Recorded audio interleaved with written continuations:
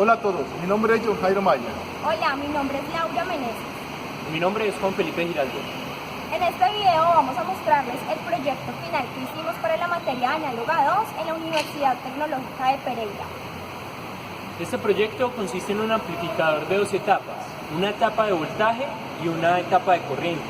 También les vamos a mostrar los problemas que tuvimos y cómo los solucionamos. Bueno, entonces el diagrama de bloques que tenemos para este proyecto consta en primer lugar de un dispositivo móvil mediante el cual se reproduce una canción que será nuestra señal de entrada. Tenemos aquí seguido un amplificador configurado como seguidor con el fin de acoplar las impedancias para la señal de entrada y la etapa de amplificación de voltaje. Seguido del seguidor tenemos entonces la etapa de amplificación de voltaje que se trabajó con un amplificador operacional TL072. En esta etapa de amplificación de voltaje es donde se podrá variar la ganancia de voltaje para de ese modo variar el volumen que queremos en la salida. Seguido entonces tenemos la etapa de amplificación de corriente y finalmente la señal de salida amplificada.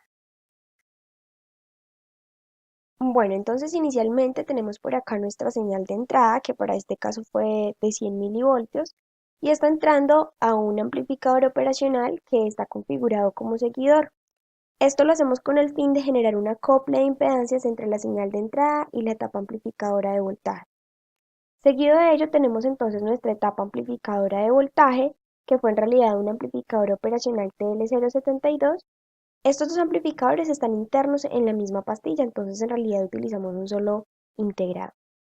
Bueno, para esta etapa amplificadora de voltaje se tienen dos resistencias de las cuales varía la ganancia, y para este caso variamos únicamente esta de acá, que es un potenciómetro, que pues ya como dije varía la ganancia, que está asociada a su vez al volumen del amplificador.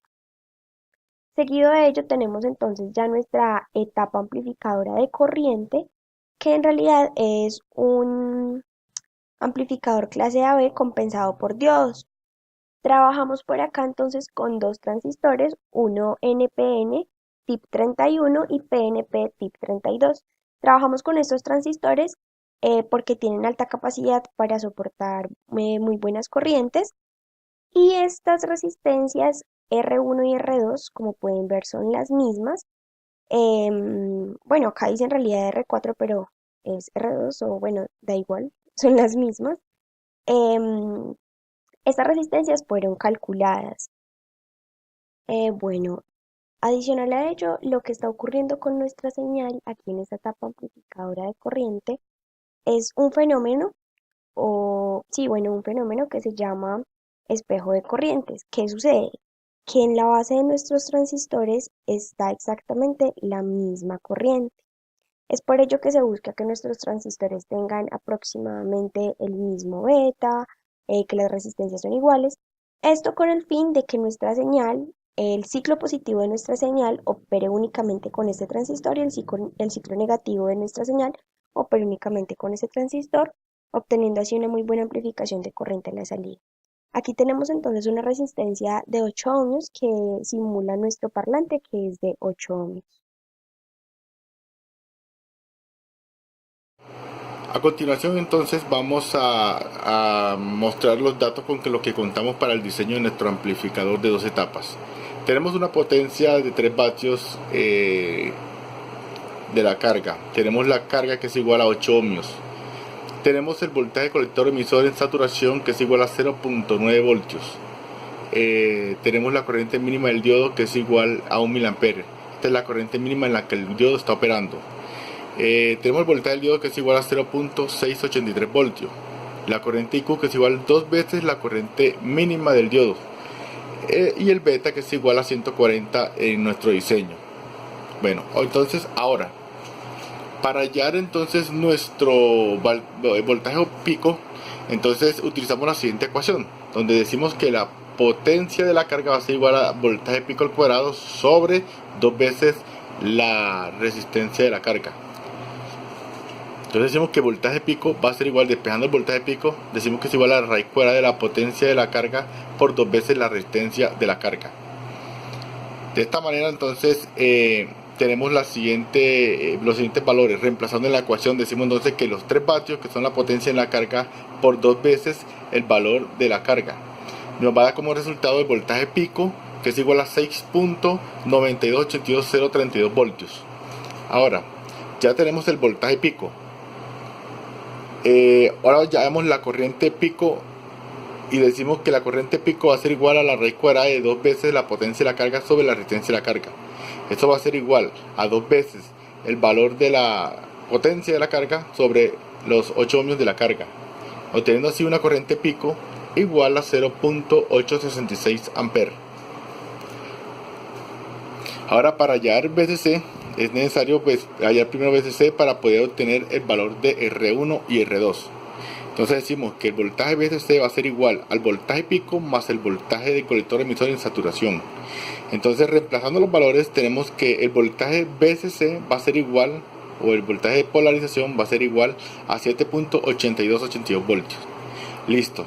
Entonces, ya que obteniendo el voltaje de polarización, entonces procedemos a hallar la resistencia R1 y R2, donde decimos que la resistencia R1 va a ser igual al voltaje de polarización menos el voltaje del diodo sobre la corriente mínima del diodo más la corriente de salida máxima más IQ sobre el beta más 1.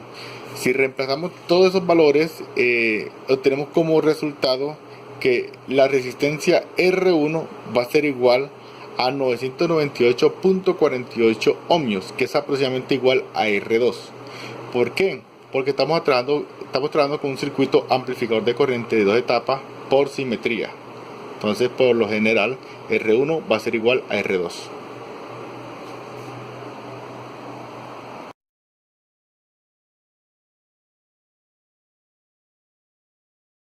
Bueno, para la explicación de este amplificador, optamos por explicarlo desde acá, desde Proteus, en el esquemático, ya que desde la protoboard puede resultar un poco confuso por el tema de todos los cables y tal. Bueno, para lo que fue este amplificador, pues primero se optó para la etapa de voltaje, que es esta, la que está acá en este recuadro. Acá a la derecha tenemos la etapa de corriente. Optamos por usar 2 amplificadores operacionales que ya están integrados en un TL072. Para el primer operacional lo configuramos en modo seguidor, esto con el fin de hacer una copla de impedancias y asegurarnos de que en la señal de entrada no se vaya a generar de pronto alguna saturación, algún recorte de la señal o alguna atenuación por esto. Entonces optamos por eso, ya que en pruebas vimos ciertas afectaciones en la señal usando solamente este amplificador operacional en modo no inversor. Por ende, usamos este segundo operacional, ya que lo teníamos disponible en el TL072, como modo seguidor para este acople de impedancias. Y así asegurar que no haya ningún problema con la señal de entrada y por ende con la señal de salida que llegaría a la etapa de corriente. En este segundo amplificador operacional nos basamos, teniendo en cuenta la ganancia, con los cálculos obtenidos, que los tenemos acá en un archivo Excel que se creó para esto, en donde al marcar la señal de entrada pico, y teniendo en cuenta todos los demás datos de lo que sería la etapa de corriente, calculamos lo que sería la ganancia de voltaje, que nos da un aproximado de 57,7 en ganancia de voltaje, voltios sobre voltios. Por ende, nos da con un voltaje de entrada pico de 0.12 voltios, o sea, 120 milivolts pico, que nos marcó el celular haciendo pruebas con el osciloscopio, nos da un voltaje de 6,92 voltios. Por ende, basándonos en los cálculos que para el amplificador operacional en una aplicación llamada Electrodroid, tenemos que la resistencia R1 va a ser de 1.8K y lo que sería la resistencia R2, que en nuestro caso va a ser un potenciómetro de 100 kΩ, va a ir conectado en la realimentación negativa de este amplificador operacional, teniendo en cuenta que cuando su impedancia está mínima, tendríamos una ganancia de aproximadamente 1, y cuando está al máximo, acá cuando estaría al máximo, tendríamos una ganancia aproximada de 56. En donde nosotros, pues como ya habíamos visto, necesitamos 57, entonces es un buen margen de error, logrando tener un voltaje de salida de 6.7 voltios, en donde nos piden, o en donde necesitaríamos realmente 6.9. Por ende, estamos en un margen bastante aceptable. Listo, para la etapa de corriente, nosotros conseguimos un parlante con una impedancia de 8 ohmios y con una potencia máxima de 15 vatios. Pero, para términos de esta práctica, nosotros no pues no vamos a usar los 15 vatios, sino que optamos por usar 3 vatios nomás a la salida, asegurando una alta fidelidad en el parlante y una menor complejidad y disminuyendo los posibles problemas en la construcción de este, por tema de disipación, voltajes, corrientes, etcétera, etcétera.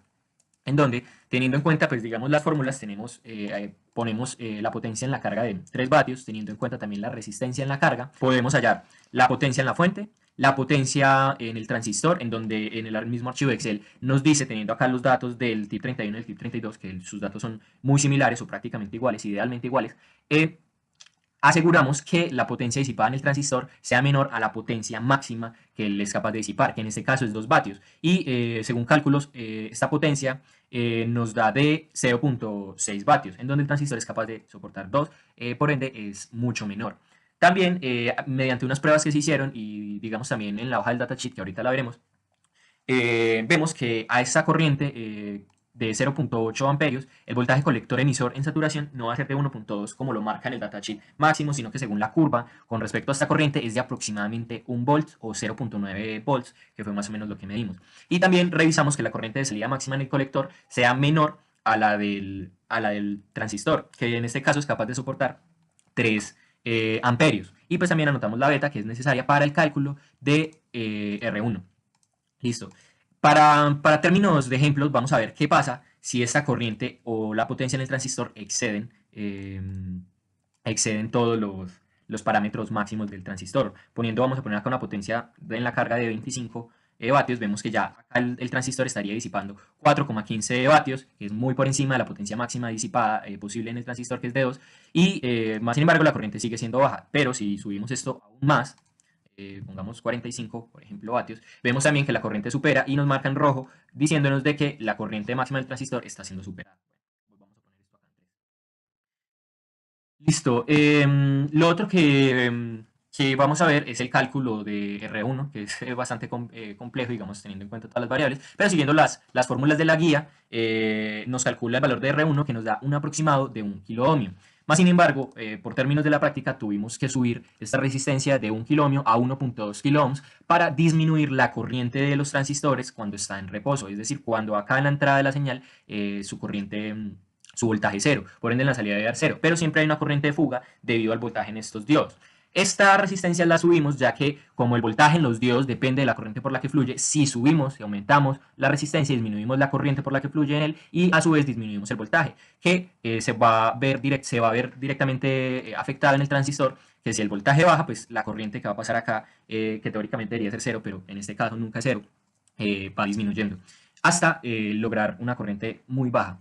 Bueno, el uso de estos capacitores de 1000 microfarados son de acople a la señal, digamos, como sumadores acá de la señal en AC, para que se pueda efectuar la amplificación y teniendo en cuenta, digamos, los voltajes en los diodos y en las bases de los transistores. Y ya básicamente, pues esto sería todo. Acá pues estamos teniendo en cuenta el voltaje del diodo, que también se midió en conjunto con el valor de las resistencias. Entre 1 kiloohmio y 1.2 no hay mucha diferencia. Hicimos las pruebas con 1.2 kiloohmios y el voltaje en el diodo nos dio esto. El voltaje del voltaje de alimentación para los transistores, para la tapa de corriente, se usó de 7.82 voltios. Esto lo digo porque en la práctica tuvimos problemas con este amplificador operacional, no sabemos exactamente si fue este específico, si fue el chip. El caso es que, pues, como íbamos a tener una señal de salida de 6.92, inicialmente pusimos un voltaje de 8 voltios para asegurar que el amplificador operacional tenga el voltaje suficiente para amplificar la señal y no se sature. Y más sin embargo, a este voltaje de 8 voltios, la señal se estaba saturando en casi la mitad de su voltaje. Por tal razón, nos tocó aumentar el valor del voltaje al doble del voltaje pico de salida, tanto para el positivo como para el negativo. En este caso, usando una alimentación de aproximadamente 13 voltios para el amplificador operacional, para los amplificadores operacionales y de 7.8 voltios para la etapa de corriente. Básicamente ya esto es todo y vamos a pasar a ver el datasheet en donde les muestro el voltaje de colector emisor en saturación. Bueno, ya acá revisando el datasheet del TIP 31 y TIP 32, aunque este solamente es del TIP 31, sin embargo las características del TIP 32 son las mismas. Bajamos acá a las gráficas. Bueno, acá podemos observar que la corriente de colector del transistor es de 3 amperios con una corriente pico en pulso máxima de 5 amperios, pero pues digamos nosotros vamos a trabajar unas corrientes más bien nominales, por lo tanto este parámetro de 5 amperios no nos sirve. ¿Qué más tenemos? Tenemos la disipación de colector de 2 vatios y el voltaje colector emisor del tip 31, que es de 40, dependiendo si es el A, el B o el C, pues va a soportar más o menos voltaje. Ya por acá bajando, tenemos que el voltaje de colector emisor en saturación, que es este, es de 1.2 voltios, pero siempre y cuando el colector, la corriente de colector, sea de 3 amperios aproximadamente, con una corriente en base de 375 miliamperes. Y un voltaje base emisor de 1.8 voltios, pero ya vamos a ver de que esto va a ser mucho menor a lo planteado acá para 3 amperios. Como nosotros vamos a funcionar con aproximadamente 800 miliamperes, nos vamos acá a esta gráfica de la derecha, en donde tenemos en el eje X la corriente de colector y en el eje Y tenemos el voltaje de saturación, en donde tenemos acá las dos gráficas, el voltaje base emisor en saturación y el voltaje colector emisor en saturación. Vamos a mirar primero el voltaje colector emisor en saturación y decimos que vamos a trabajar con aproximadamente 800 miliamperes, en donde esos 800 miliamperes sería esta lineecita de acá.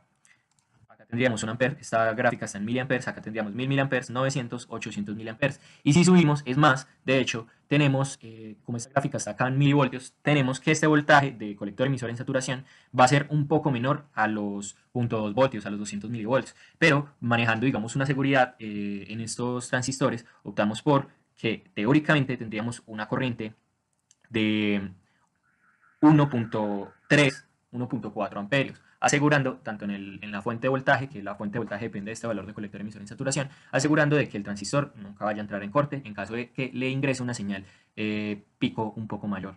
Y teniendo también acá en cuenta el voltaje base emisor, tenemos que a 800 miliamperes tenemos aproximadamente 800 milivolts. Pero, pues como ya sabemos, esta corriente tiende a ser un poco menor y el voltaje base emisor de este transistor también va a tender un poco a ser menor, igualando los voltajes de los diodos 1N4001. Y ya con esto tendríamos todo.